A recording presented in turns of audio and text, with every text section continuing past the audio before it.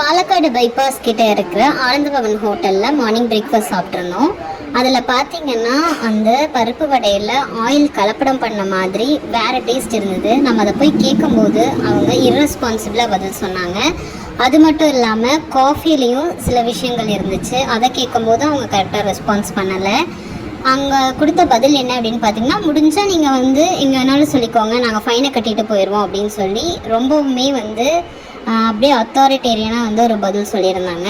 So இப்போ நான் என்ன கேட்குறேன் அப்படின்னு பார்த்தீங்கன்னா, ஒரு காசு கொடுத்து ஒரு விஷயம் வாங்குகிறோம், அதை அவங்க ப்ராப்பரான முறையில் நமக்கு ஒரு பதில் சொல்லணும். இப்படி சொன்னாங்கன்னா, அவங்க ஈஸியாக ஃபைன் கட்டிட்டு போகிறோம் அப்படின்னு சொன்னாங்கன்னா, அப்போ மக்களுக்கு யாருமே தரமான ஃபுட்டு தரதில்லை.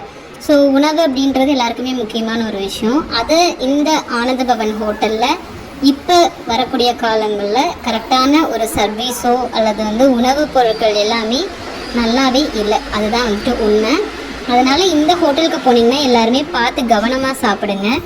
நம்ம இவ்வளோ பேசியுமே அங்கே எதுக்கும் ஒரு ரேட் கம்மி பண்ணலனாலும் பரவாயில்ல, ஒரு ப்ராப்பரான ஒரு பதில் நமக்கு கொடுத்துருக்கணும். அதை அவங்க கொடுக்கவே இல்லை. அதனால் இந்த ஹோட்டலில் போய் சாப்பிடும்போது மக்கள் எல்லோரும் கவனமாக சாப்பிட்ற மாதிரி கேட்டுக்கிறேன். அண்ட் இங்கே மட்டும் இல்லை, இங்கே எங்கே போனீங்கன்னாலும் உணவு அப்படின்றது மிகவும் முக்கியமான விஷயம். அது தரமான ஹோட்டலில் நல்ல உணவாக வாங்கி சாப்பிடுங்க. அப்படி உங்களுக்கு எதுவும் பிடிக்கல அப்படின்னா நீங்கள் கண்டிப்பாக அந்த ஹோட்டலில் சொல்லி நீங்கள் கேள்வி கேட்கலாம். அதுக்கு நமக்கு உரிமை இருக்குது.